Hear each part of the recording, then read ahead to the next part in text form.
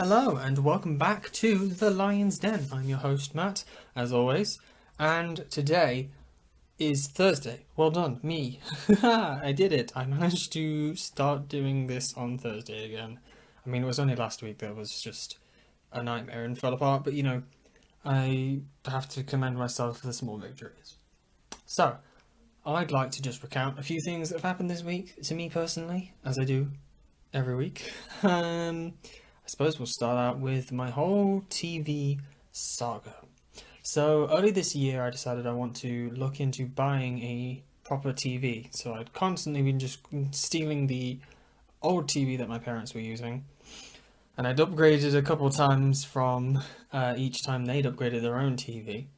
But I decided I finally wanted something quite nice, decently priced, but also not super cheap, so that it's got some good specifications to it. I also wanted a smart TV as well, so that I could have all those fun features, like a built-in YouTube app and stuff. I do have a Chromecast, which was great for just instantly updating an old TV to be slightly smarter, but having it all built in is honestly a lot nicer. So I first started off with an LG TV, and it was great. It would fit on top of my cabinet that I have in my bedroom perfectly, like with maybe half a centimeter either side left. So it was a perfect fit. It's a good size. It was 43-inch diagonally. It's 4K, smart, great. I was thinking this is lovely. Went ahead and bought it, got it in, set it up. Fits beautifully. It was as if I planned it. And was enjoying it, really happy with it, going through all of the interesting features. One of the underrated features, I think personally, is Bluetooth audio. The TV I've settled on and that LG TV both support Bluetooth audio, so I can sit in bed, have some headphones on, and watch like movies late at night without disturbing anyone, which is really nice.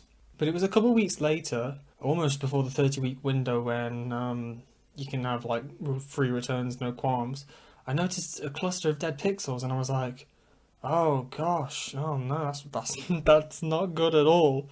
So we contacted the people that we bought it from, got a replacement. That was fine. But obviously, the first thing I did is I immediately went and checked if this new replacement had any dead pixels. It was the exact same model, and lo and behold, it did. It also had dead pixels, and that was very disappointing, to be honest, because I really liked the TV. I liked all of the features that it had, but the dead pixels were just kind of unacceptable. If you get a brand new product straight out of the box and it's already defective, it's kind of disappointing. But this is when we first encountered the problem that then on their website where we were ordering from, that TV no longer existed. So it was kind of like, hello, we want this TV, but it's now no longer being sold on your website. So what we did in the end is we came to the agreement that we pay a little bit more and go to a different brand of TV and try something completely different. Because I suspected that the two LG TVs I had were from the same batch and therefore had this same quality control defect. So instead, jumped ship to Samsung. And the TV came yesterday actually. Was kind of nervous honestly to set it up and plug it in, because if this one also had dead pixels, I'd think I'm actually cursed. But went for it, went looking through it, and it seems perfectly fine. So I'm finally settled. The only awkward thing is it has a slightly wider base that doesn't fit on my cabinet.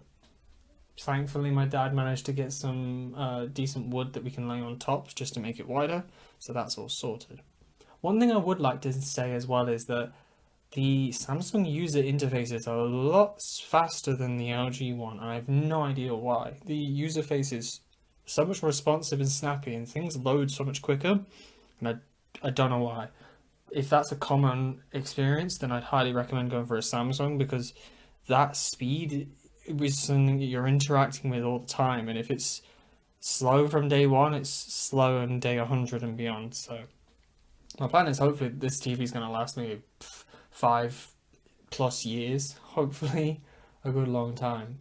So last night as well was honestly a laugh and a half.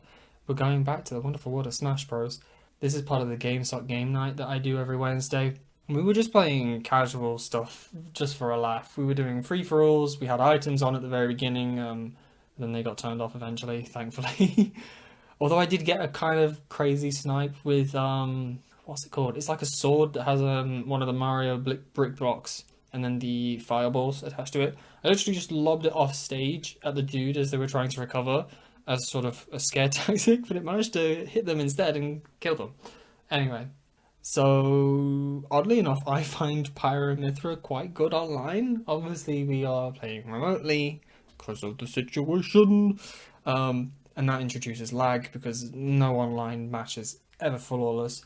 But I find Pyra really fun online because they have a lot of moves that are quick with Mithra, so that you can kind of cover yourself and get some strings going. And then Pyra, you just say, "Hey, Pyra, I need to kill." She comes, you press up B, and you win. That is my entire experience of them, and it's great. But I also did switch to Banjo and Kazooie towards the end, and honestly, it was quite enjoyable because obviously with a free for all, if there's 3 or 4 people, provided you get to the end, eventually it becomes a 1v1.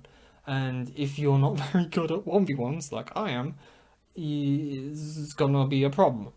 Because obviously when there's 4 of you, you're all kind of hitting each other, you're not really going after one or another or trying the crazy combos, you're just kind of trying to kill anyone. But obviously you will get to a 1v1 eventually. But I found Banjo and Kazooie quite easy to pick up, even though I'd never really practiced with them or trained or learned how to use them. I was fairly confident with how they worked.